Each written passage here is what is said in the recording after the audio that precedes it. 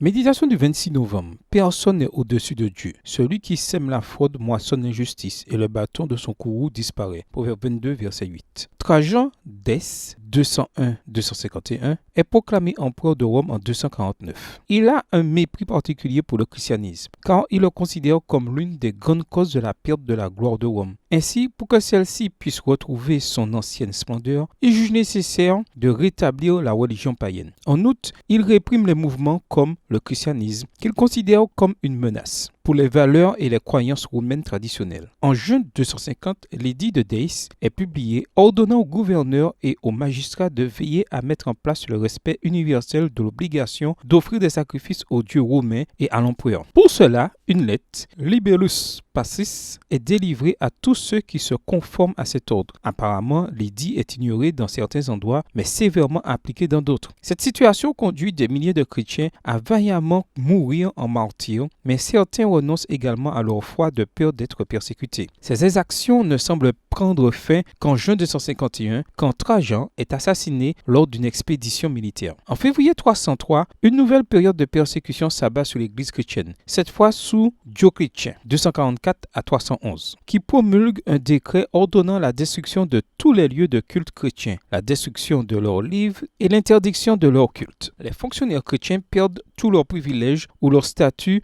et sont dégradés au rang d'esclaves. On dit même que Dioclétien force sa femme et sa fille, deux fidèles chrétiennes, à offrir des sacrifices aux dieux romains. Les persécutions de Dioclétien contre les chrétiens ont été les plus sanglantes de l'Empire romain. Cependant, alors qu'il semble être à son apogée, il tomba malade et s'affaiblit. Il doit renoncer au trône le 1er mai 305. On pense que tombé dans la dépression, il se suicide le 3 décembre 311. La même année, Galère fait cesser la persécution des chrétiens et promulgue un décret leur permettant de vivre normalement et de célébrer leurs services religieux. Quiconque ayant une autorité doit se rappeler qu'il y a une personne à qui il doit rendre des comptes et qu'il ne peut aller à leur compte de ses desseins. Aucune personne n'est au-dessus du Père Céleste, même lorsqu'elle se comporte de manière agressive envers les enfants de Dieu. La promesse du verset de ce jour est que Dieu lui-même prendra en charge la situation. Aujourd'hui, demande au Seigneur de rester toujours à tes côtés en toutes circonstances. Bonne journée à toi et que le Seigneur te bénisse.